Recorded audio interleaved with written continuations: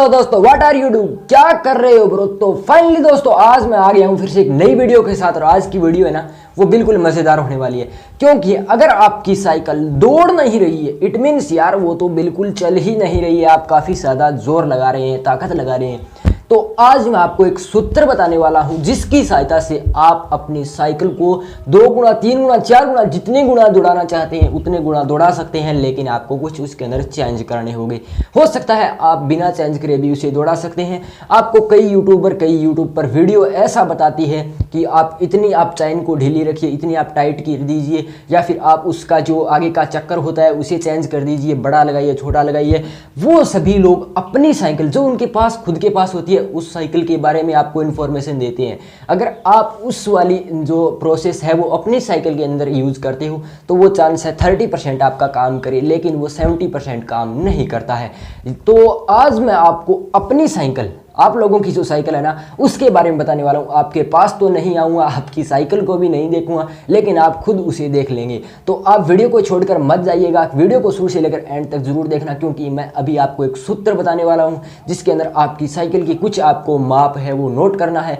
और उसके बाद उस सूत्र के अंदर आप जैसे ही उन मान को रखोगे उसके बाद जो उत्तर आएगा उस उत्तर से आप बिल्कुल 100% करेक्ट। तो चलिए वीडियो स्टार्ट करते हैं। तो यहाँ पर देख सकते हैं मैंने 3-4 साइकिलों का यहाँ पर जोड़ तोड़ करके यहाँ पर एक सूत्र निकाला है जो कि 100% वर्क करता है। तो सबसे पहले आपको अपने साइकिल की लंबाई ज्ञात करनी है। कितनी लंबाई है? जैसे मेरी साइकिल की लंबाई है 5.9 फिट, तो यहाँ पर आगे मैंने फिट नहीं लगा रखा है, आप चाहें तो फिट लगा सकते हैं। उसके बाद साइकिल की ऊंचाई माना आपको यहाँ पर b मानना है, लंबाई को a मानना है। ये है मेरी 3 फीट। अब आपको लंबाई इंटू ऊंचाई करना है। अपनी साइकिल की जितनी ऊंचाई है उसको अपनी साइकिल की लंबाई से गुणा कर दीजिए। a b जो मान आए उसे आप एक बार टाइम x मान लीजिए। जी हाँ दोस्तों, आप उसे x मान सकते हैं। उसके बाद आपको साइकिल का जो पेडल होता है इट मीन्स जहाँ पर आप पेडलिंग करते हैं उसके पीछे का भाग आपको मानना है c, और वो मेरी साइकिल का है 2.7 फीट। आपका जितना हो आप एकदम करेक्टली उसे मापिएगा। उसके बाद आता है टायर की ऊंचाई।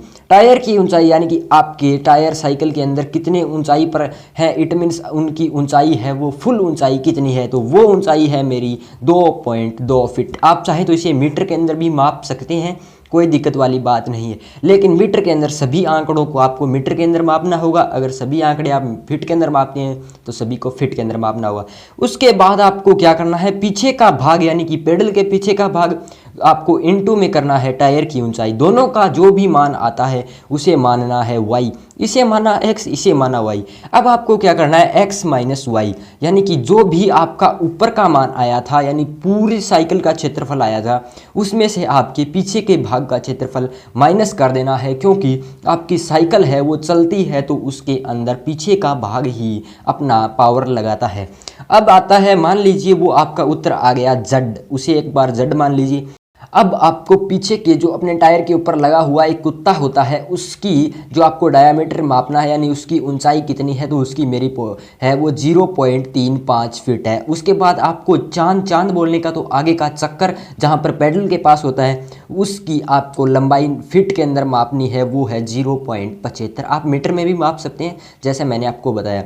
और इन दोनों को आपको मानना है, एक को तो ई एक को एफ। जैसे मैंने माना है कि कुत्ते की लंबाई ई है, चांद की लंबाई f है, वो मेरी साइकिल की ये है।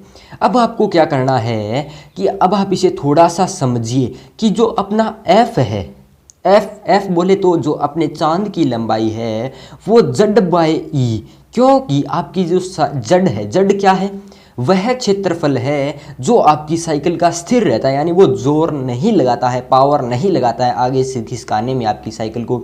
तो z/e इट मीन्स आपकी साइकिल के जो पीछे वाले टायर पर कुत्ता लगा हुआ है उसकी ऊंचाई के अंदर आप अपनी साइकिल के z वाले क्षेत्रफल का भाग दे दीजिए, यानी कि f समानुपाती z/e। अब आपको मानना है कि जो अपना z/e है, अब आपको z/e को मान लीजिए आपका p है। इट मीन्स z आया है x माइनस वाई, जो भाग अपना बिल्कुल भी जोर नहीं लगाएगा, पावर नहीं लगाएगा, वह भाग बट्टे में या फिर भाग में आपकी कुत्ते की लंबाई को आपको p मानना है, उसको निकाल लेना है जितना उत्तर आता है। तो अब उस उत्तर को आपको ये करना है कि वो होगा F के समानुपाती। यहाँ पर आप देख सकते हैं, या तो आप अपने जो पैडल के पास लगने वाले चांद की लंबाई को आप बढ़ा दीजिए, या फिर आप साइकिल की हाइट को छोटा कर लीजिए, या फिर आप अपने कुत्ते की हाइट को छोटा कर लीजिए। अब आप तीनों में से कौन सा करना चाहते हैं वो कर सकते हैं। अब मैं आपको एक बार से दोबारा से बता दूं कि आपको क्या करना है। या तो आप अपने पैडल के पास लगे अपने चांद होता है, चक्कर होता है, उसकी लंबाई इट मीन्स उसका डायामीटर है वो बड़ा कर सकते हैं, और या फिर आप पीछे टायर पर लगे हुए कुत्ते का जो डायामीटर है उसे छोटा कर सकते हैं।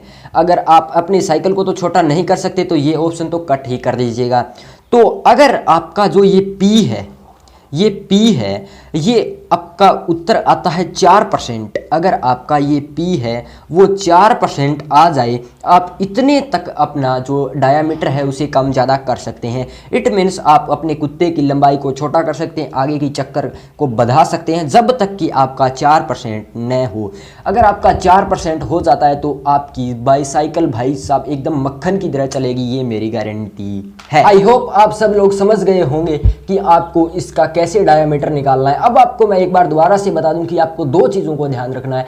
एक तो आपकी बाईसाइकिल के पीछे टायर पर लगे कुत्ते, आप उसकी लंबाई है, उसका डायामीटर है, उसे छोटा कर दीजिए, या फिर आपके जो आगे पैडल होता है उसके पास लगे चक्कर की हाइट बढ़ा दीजिए। इन दोनों में से आप कोई भी एक काम करोगे और अब उस सूत्र के अंदर 4% आपका मान आए तब तक आपको करना है। ये नहीं कि काफ़ी ज़्यादा बड़ा चक्कर लगा दिया, काफ़ी ज़्यादा छोटा कुत्ता लगा दिया। जब तक आपका मान 4% आ जाए वहाँ पर आप छोड़ दीजिए। जब 4% आ गया ना तो भाई साहब बिल्कुल मक्खन की तरह चलेगी अपनी साइकिल। तो आई होप आज की वीडियो, आज का ये एक्सपेरिमेंट आपको पसंद आया होगा। अगर पसंद आया जरूर से वीडियो को लाइक कर देना, चैनल को जरूर से सब्सक्राइब कर देना। मिलते हैं किसी नई वीडियो में किसी नए टॉपिक के साथ, तब तक जय हिंद जय भारत।